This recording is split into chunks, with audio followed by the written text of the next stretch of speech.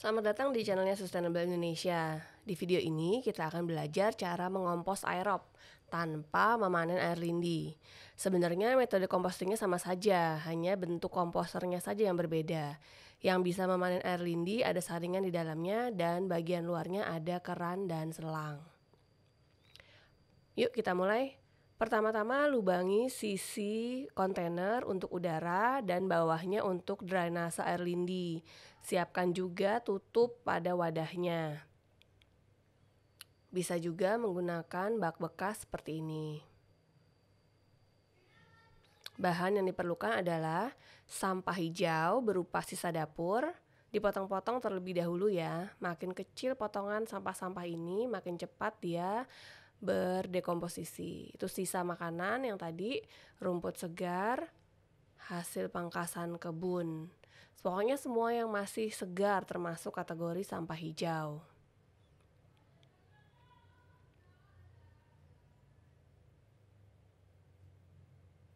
Lalu sampah coklat berupa daun kering, rumput kering, ranting-ranting kayu, potongan kayu. Ini potongan kayu. Sekam,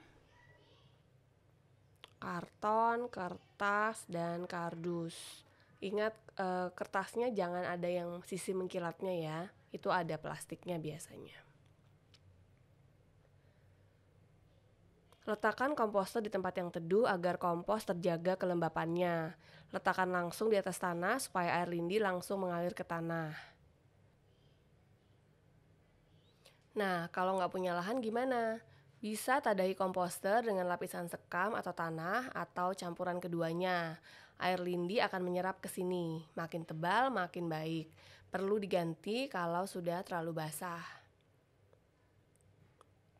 Sekarang saatnya mengompos. Selalu mulai dengan lapisan coklat yang cukup tebal di dasarnya. Kalau punya sampah hijau untuk dikompos, masukkan ke komposter.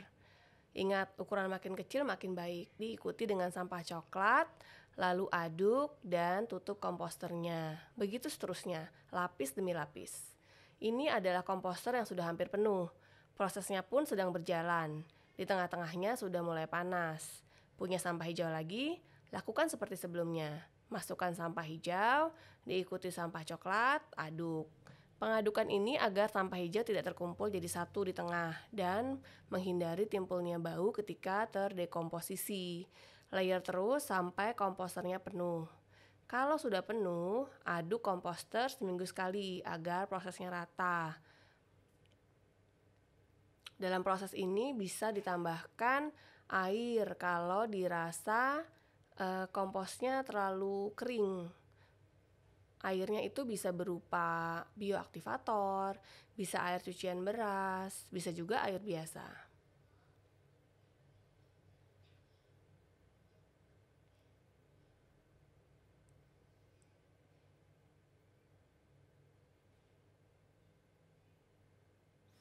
Siram secukupnya sampai komposternya lembab.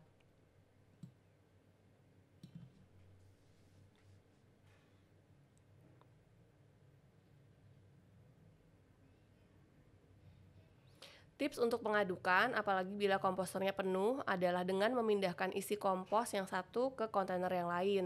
Lebih mudah menurut saya, atau menggunakan komposter dengan bukaan lebar, seperti bak ini. Jauh lebih mudah untuk mengaduknya.